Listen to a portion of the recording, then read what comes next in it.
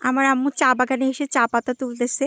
এই চা পাতা নিয়ে, অথেন্টিক চা পাতা নিয়ে বাসায় যে আমরা ঢাকায় চা বানাবো সেটা সম্পূর্ণ শেয়ার করব আপনাদের সাথে। আর আমার আম্মু প্রত্যেক বছরে যখন শ্রীমঙ্গলে আসে এরকম পাতা সংরক্ষণ করে। এই যে চা পাতা, কি সুন্দর! এটা বাসায় নিয়ে যায় পানি গরম করে ওই পানির সাথে দিয়ে বেশ অনেকক্ষণ জ্বালাইলে তাহলে একটা চার কালার আসে এবং একদম অথেন্টিক একটা চার স্বাদ পাওয়া যায়।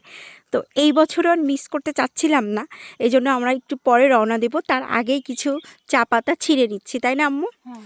অবশ্যই কিন্তু আমরা পারমিশন নিচ্ছি, এখানে যে গার্ড থাকে গার্ডের কাছে জিজ্ঞাসা করে তারপরেই হচ্ছে পাতাটা ছিঁড়তেছি। গতবার যখন চাটা বানাইছিলাম তখন একদম আমি, দুলাভাই, আপু সবাই মিলে খুব মজা করে চাটা খেয়েছিলাম। কিন্তু এবার ভাইয়া নাই দেখে শ্রীমঙ্গলে যেয়ে এই চাটা একদম সাথে সাথে আর তৈরি করা হয় নাই, তাই বাসায় নিয়ে এসেই তৈরি করতেছি। সবাই মিলে একসাথে খাবো ইনশাল্লাহ। এখন চাটা তৈরি হোক। আমার চা পাতা দেওয়া কমপ্লিট হয়ে গেছে। এখন আমি ঢাকনাদের ঢেকে রেখে পাক্কা 5 থেকে 7 মিনিট খুব ভালো করে জাল করব। যেহেতু পাতি না, সো শুধুমাত্র পাতা, তাহলে কালারটা আসতে কিন্তু বেশ সময় লাগবে।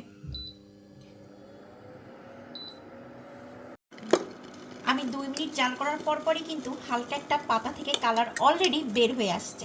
একটা কথা আমি বারবারই বলতেছি, চার কালারটা কিন্তু একটু গ্রিনারি আসবে। এই যে হালকা হালকা গ্রিনারি একটা কালার চলে আসছে।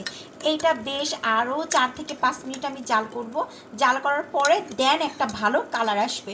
তবে হ্যাঁ, আমি আবারও বলতেছি কথাটা, যে একদমই যে আমরা লাল চা খাই, লাল চাতে যে একটা একদম লাল লাল একটা কালার আসে, ওই কালারটা কিন্তু আসবে না। যেহেতু এটা হচ্ছে পাতা থেকে আমি চা তৈরি করে খাবো, এই জন্য এই কালারটা একটু গ্রিন কালার থাকবে। আরও 4 থেকে 5 মিনিট আমি ভালো করে জাল করবো। মাত্র 3 মিনিটেই একটা ভালো কালার অলরেডি চলে আসছে। এই যে আমার এই চার কালারটা কিন্তু একটু গ্রিন টি টাইপের কালার আসবে। গ্রিন টি থেকে একটু হালকা গাঢ়ও হতে পারে বা কমও হতে পারে। আমরা গত বছর যখন খাইছিলাম তখন অনেক সুন্দর একটা কালার আসছিল, গ্রিন টি টাইপের কালার। এখন আমি দিয়ে দেবো সামান্য পরিমাণের লবণ। আর লাল চাতে কিন্তু লবণটা আমাদের বাসার সবাই খাই, সো এখানে তো লাল চার ভিতরে লবণ মাস্ট দিতে হবে। যেহেতু পাতা হালকা একটু কষ টাইপের লাগতেই পারে, কারণ যেহেতু আমি আগে টেস্ট করছি এই জন্য আমি টেস্টটাও খুব ভালো জানি। আমার চাটা বানানো কমপ্লিট হয়ে গেছে। এই যে আমি এখন গ্লাসে ঢালতেছি।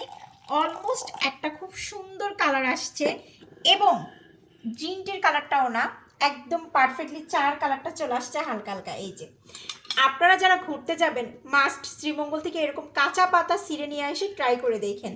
আচ্ছা, আমি এখন একটু চিনি দিব, আর একটু দিলাম। এবার ফার্স্টে টেস্ট আমি করব, তারপরে দিব মেহেজাবিনকে। আমার আম্মু কিন্তু সিরিয়ালতে বসে আছে, কারণ আমার আম্মুর কাছে নাকি এই চাটা অনেক বেশি মজা লাগে।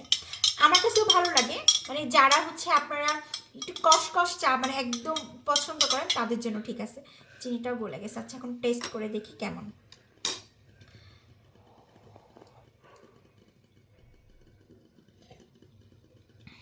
আলহামদুলিল্লাহ, এত কষ্ট করে এই চার পাতাটা সকালবেলা ঘুম থেকে উঠে ছিঁড়ে ঢাকায় নিয়ে এসে চা বানায় খাইলাম, এটার জন্য শুকুর আলহামদুলিল্লাহ। আল্লাহর রহমতে চার টেস্টটা অনেক বেশি মজা এবং অথেন্টিক একটা চার টেস্ট পাওয়া যায়। আমরা নর্মালি তো ওই যেই চা পাতার গুঁড়োতে যে চাটা খাই, ওই চার টেস্টটা কিন্তু এই চার টেস্টের সাথে একদমই মিলবে না।